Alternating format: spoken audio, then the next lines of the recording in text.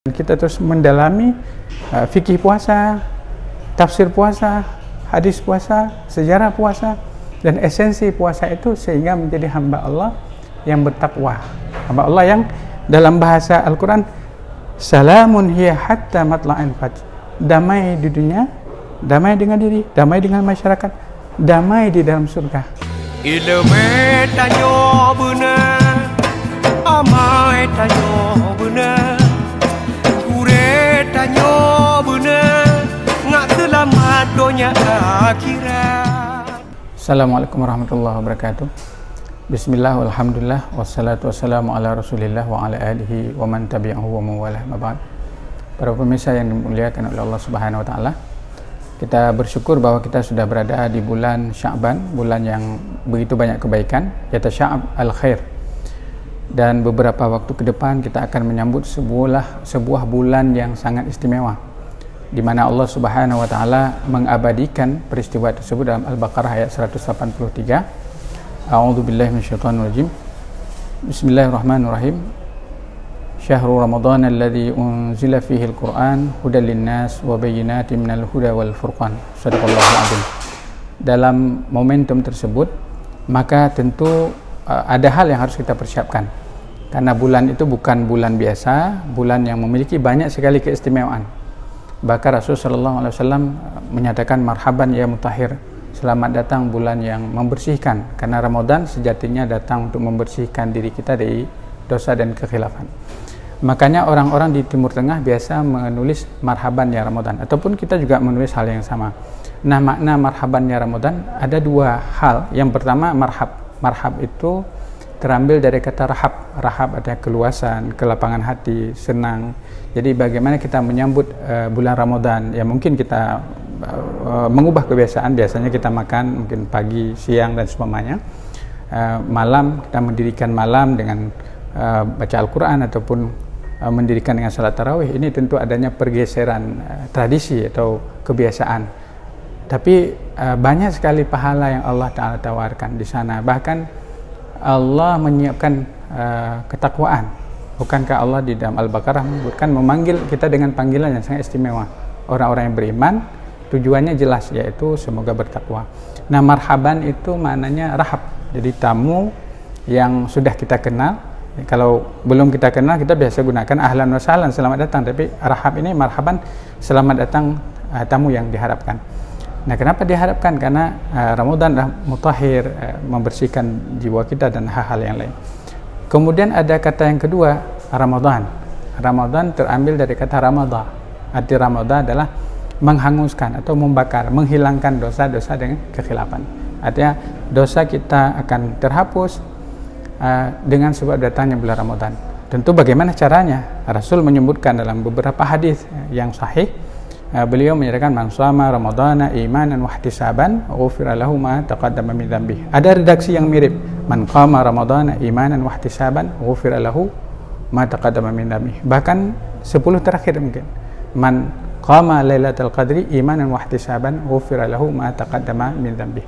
Ada satu catatan yang penting bahwa Ramadan kita sambut dengan sukacita, dengan senang kita dengan Ramadan, karena berpuasa pada siangnya itu kita tentu menahan diri dari makan dan minum, dari hal-hal yang membatalkan puasa. Kemudian bermula daripada mulai terbit fajar hingga terbitnya matahari, tentu dengan spirit atau semangat puasa.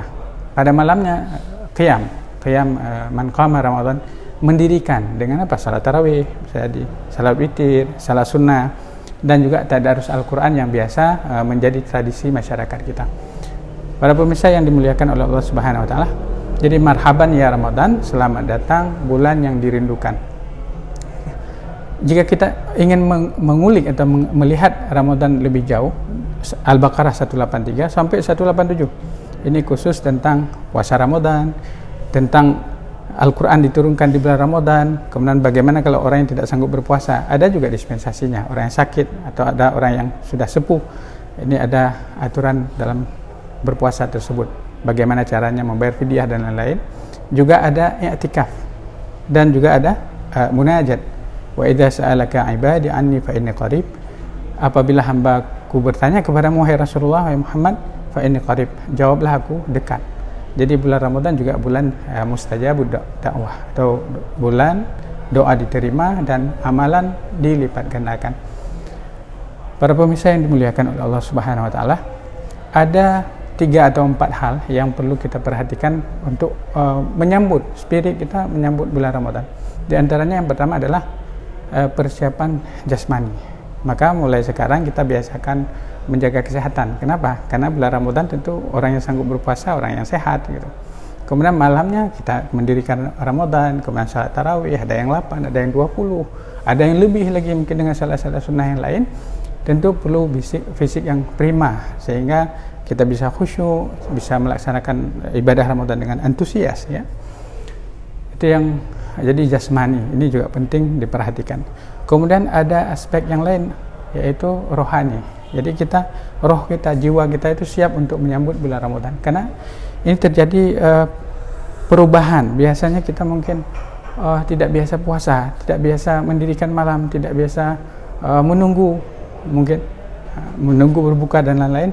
Tapi ini terjadi perubahan. Karena memang Rasul menyatakan, ya baghil khair absyir. Wahai orang yang senang, biasa melakukan kebaikan, senang dengan kebaikan, absyir, berbahagialah. Inilah bulanmu di mana kita harus berbagi dengan memberikan buka puasa, kemudian senang membaca Al-Quran, bahkan para salafun salih itu mengkhatamkan Al-Quran, juga i'tikaf yang semuanya pahalanya itu di luar daripada ekspektasi. Biasanya 1/10. Man jaa bil hasanah falahu asyru amsalihha. Tetapi bulan Ramadan Allah menyebut dalam hadis qudsi sebagaimana dikutip oleh para ulama termasuk juga Imam Al-Ghazali misalnya di dalam Mukhtasar Ihya, kullu amali ibni Adam lahu. Setiap amalan anak Adam untuknya. Ada dia tahu berapa maksimal. 10, 100, 700 kali lipat. Tapi Allah menyatakan illa shaum, kecuali puasa, kecuali amalan yang dilaksanakan pada bulan Ramadan, fa innahu li wa ana ajzi bih. Maka itu untukku, kata Allah. Dia meninggalkan makanannya, meninggalkan minumannya, meninggalkan keinginan hawa nafsunya karena Allah semata. Kalau umpama kita mau minum, kita mau makan di bulan Ramadan, nggak ada yang tahu. Tapi kita tidak melakukannya, kenapa? Karena kecintaan kita kepada Allah Subhanahu wa taala. Jadi bulan Ramadan adalah bulan yang istimewa. Ada persiapan rohani. Kita memancangkan niat jauh-jauh hari. Jadi niatkan innamal a'malu binniyat. Sehingga dalam riwayat disebutkan bahwa ketika bulan Rajab itu Rasul sudah bermunajat yang sering kita dengarkan di masjid ataupun di tempat-tempat mana, Allahumma barik lana fi Rajab wa Sya'ban wa ballighna Ramadan. Doa harap barik lana, berkahi kami di dalam bulan Rajab yang sudah kita lalui, Sya'ban yang bulan kita berada di bulan Sya'ban ini, wa ballighna Ramadan, sampaikan kami ke dalam bulan Ramadan. Makanya memancangkan niat jauh-jauh hari supaya kita menjadi ahli Ramadan. Kemudian ada bekal yang lain. Apa bekal yang lain? Bekal ilmu untuk Ramadan. Karena Al-Baqarah 183 sampai 187 itu ada panduan fikih. Kapan kita mulai berpuasa? Umpamanya disebutkan dalam definisi imsak anil muftirat atau mufattirat min tulu'il fajri ila ghurubil syamsi ma'an niyah. Jadi menahan diri dari segala yang membatalkan puasa, dimulai daripada terbitnya fajar hingga terbenam matahari, bin niyah, disertai dengan niat. Bagaimana kita berniat pada malamnya, kapan kita harus berniat, ini butuh kepada ilmu atau bekal ilmu Ramadan. Bahkan Imam Abu Hamid Al-Ghazali, yang ini mungkin agak tidak disebutkan dalam literatur fikih tapi disebut dalam kajian yang lain, beliau membagi derajat orang yang berpuasa. Bagaimana kita menahan makan, minum, bahkan pada level tertentu seseorang bisa menjaga hatinya, pikirannya untuk berada dalam puasa. Ini tentu berat dan itu butuh kepada ilmu puasa. Kemudian terakhir, para pemirsa yang dimuliakan oleh Allah Subhanahu wa taala, mungkin kita butuh juga bekal finansial.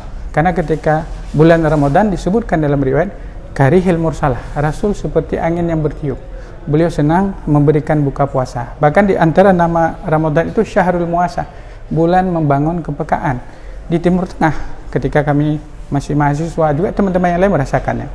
Jadi ada Maidatul Rahman, setiap masjid itu punya maidah, tempat diberikan makanan untuk orang yang buka puasa.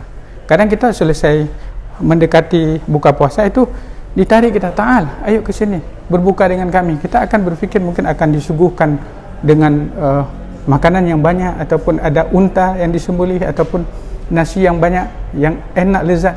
Tidak, hanya 3 biji kurma, hanya 3 biji kurma, hanya teh manis mungkin.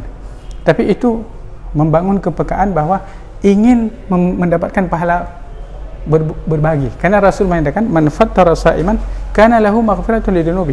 Orang yang memberikan buka puasa bagi orang yang berpuasa sama pahalanya dengan orang yang berpuasa. Maka bulan Ramadan kita mengeluarkan zakat fitrah, ada yang mengeluarkan zakat mal, memberikan buka puasa, memberikan makanan, menyantuni. Itulah bulan yang penuh dengan keistimewaan. Rasul disebutkan beliau seperti angin yang bertiup. Beliau seorang yang dermawan, tapi di bulan Ramadan beliau seperti angin yang bertiup.